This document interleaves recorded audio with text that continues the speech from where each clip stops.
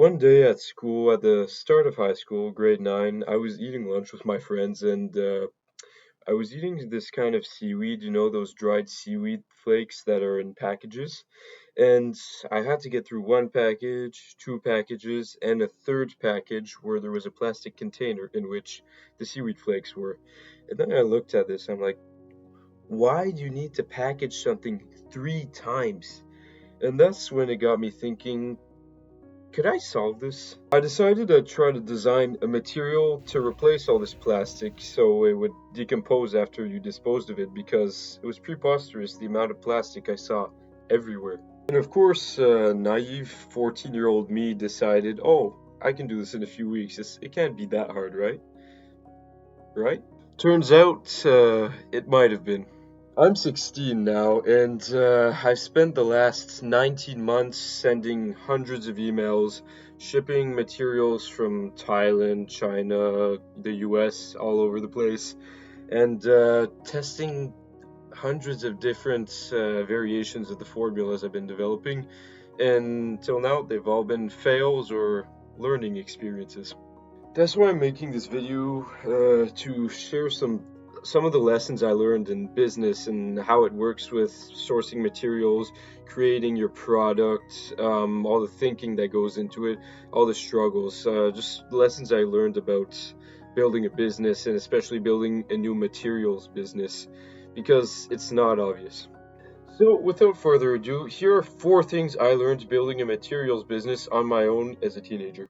The first lesson I learned is you can change the process, but not the goal. By this, I mean you can pivot and kind of change what you're doing to try to reach your goal, whatever it may be in your business, like designing your product, reaching a certain audience, whatever, anything in your life actually. You can change how you're doing it, but don't change what you're trying to do. When I started to design the bioplastic material, that was almost 2 years ago now in this fall. I was trying to use a base that was made of pine resin, so the gooey sap that comes out of trees, the pine trees, right? And I was trying to mix stuff into it, make it harder, make it flexible, make it more strong, like tensile wise. And it wasn't working. It just doesn't have the right chemical profile for something to be plastic with what I was using. So what I do, I didn't just quit and say like, I'm not going to make this plastic anymore. What I did is I pivoted to another base, latex, rubber latex. And guess what? Now I have a material that pretty much checks all the boxes of what I'm trying to design. Second thing I learned is progress comes in bursts. Unlike other things that require discipline, like for example, working out, where you would gradually build up to your goal, which is to get stronger and more muscular, you would just gradually do more workouts every single day or every second day. Like you have a consistent schedule of gradual growth. In business, it's more like one long period of nothing and then a huge burst that advances you like crazy. I experienced this because all winter I was designing this material. I had the formula nailed down. I was sure I had it.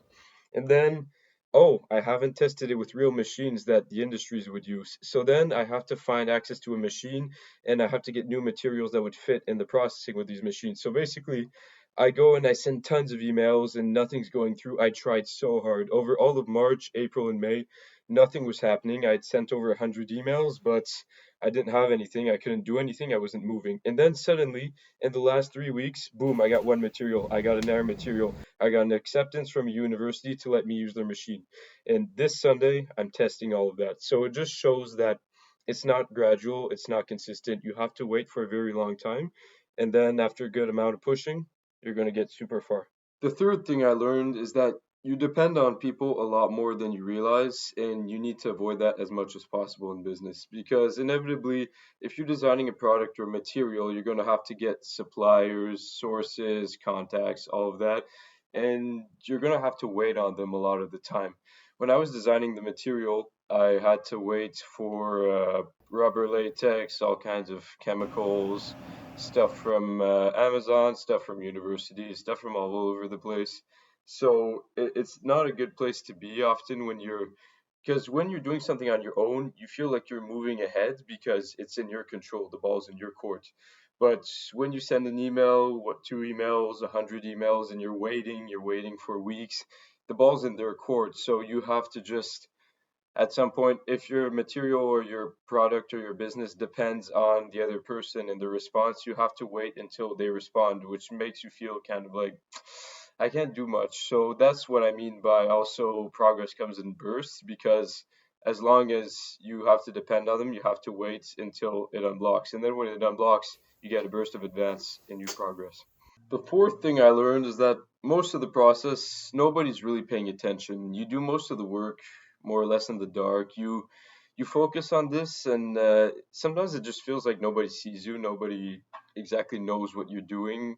It's not that they don't care often. It's just they don't understand what you're doing because you're doing something kind of weird and unusual. So a lot of the process that I've been doing and designing this stuff, reaching out to people. I just do it on my own time, and you just got to keep going, because if you think that because nobody's looking, nobody cares, you're going to quit because you think it's not worth it. So just keep going. It's as simple as that. Don't stop when you feel like it's hard, because that's when the lessons are learned.